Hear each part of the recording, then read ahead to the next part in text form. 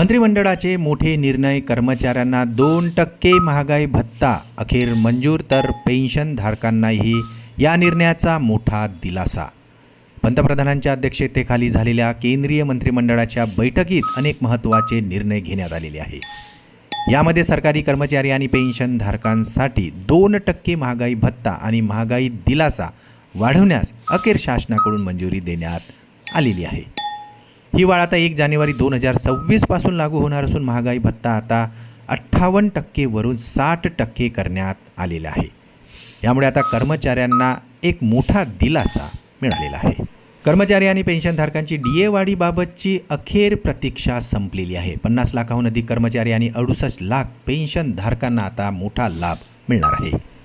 केंद्रीय माहिती व प्रसारण मंत्री अश्विनी वैष्णव यांनी मंत्रिमंडळाच्या बैठकीनंतर ही माहिती दिलेली असून त्यांनी सांगितले की या निर्णयाचा लाभ 50 लाखाहून अधिक कर्मचारी आणि 68 लाखाहून अधिक पेन्शनधारकांना मिळणार आहे. आता या वाढीमुळे सरकारच्या तिजोरीवर दरवर्षी सुमारे 6,791 कोटी रुपयांचा अतिरिक्त भार पडणार असल्याचेही सांगण्यात आलेले आहे.